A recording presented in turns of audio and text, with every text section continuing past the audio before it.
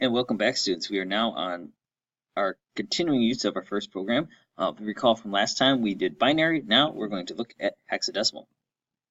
So here's our first program, and you can notice immediately that the code for the first program is vastly simpler looking than that of the binary version. You can see rather than having 10 lines of code that were like 16-bit, you now have only 10 lines of code that are 4 characters.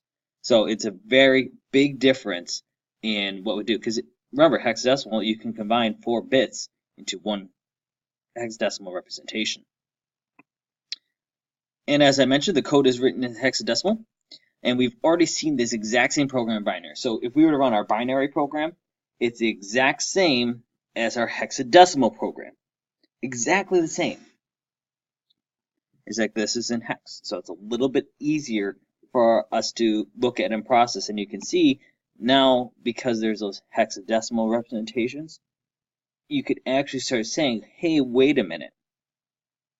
Because those first 4 digits are always opcodes, you can start correlating the hexadecimal number to an opcode.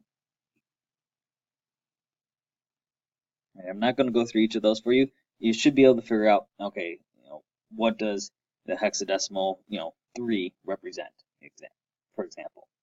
All right, obviously in binary, that would be 0011, but you should be able to figure out which opcode that is and what that is being used for. All right, again, I'm going to throw the comments in here just to tell what the code does. And you can see the comments are exactly the same thing as what we had before. The only big difference here is that now we have hexadecimal in here. And again, this kind of really cleans up our code, so we're not looking at a long string of binary bits. So rather than looking at 16 digits for each line of code, we now only look at 4. And that really is a lot simpler to look at. All right, so before, let's go over saving the program. So just like we did before, we're going to click on the save icon or choose save on the file menu. We save in the same folder as we did before for our binary representation.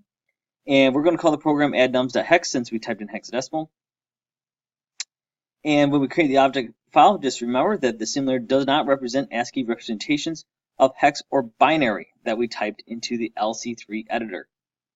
It only understands true binary. So again, we have to convert that program to get actual binary and save it into a file called addnums.obj. If you're using LC3 edit, one and only one of these buttons will make this happen. And we're going to be pressing the X button now since our code is in hexadecimal. All right, let's save to our file the same location that we did our addnums file. Let's just call this one like addnums2 since we already have addnums. I don't want to overwrite the old one. So let's take a look at that in demo time. So I'm just going to bring up the LC3 editor, right? And right now I have in here the addnums.bin or bin file from last time. So I'm just going to click here on the new. I can also go to file new. I'm just click on new, and you can see that clears out the editor of my old program. And what I want to do is put in that binary file. So let's go ahead and do that. All right, and you can see I have in here now the LC3 program as well as the corresponding comments for that. So let's go ahead and save this as we did before. So I'm going to click on the save icon. And you can see there's my addnums.bin file that I had from last time. So I'm going to do addnums. But instead of putting .bin on the end, I'm going to put .hex, all right, to represent that as a hexadecimal file. So if I click save, it's now saved. And you can see the name is right up here, addnums.hex.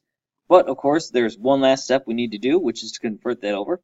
So I'm going to not choose DB anymore because this is not a binary file. This is hexadecimal, so I click on the X, right? And it's going to convert. And so now it's addnums.hex is converted over. So if I look over at my desktop, I still have the same file as we did before because it just overwrote it. So if I wanted to keep that old one, I could have renamed the old one. So like for example, if I want to load up this one, convert that over, it's converted. And I want to keep this one, for example, I'm just going to put a 1 at the end of it to fix it. And let's go ahead and open back over hex 1, run that. It says conversion complete. And you can see here's my add nums that I just made. So there's my add nums file. All right, that concludes this for next time, folks. We will be doing assembler now for our next lesson, which is in a way a lot easier because you're going to start utilizing those codes. But for some people, hexadecimal might be easier.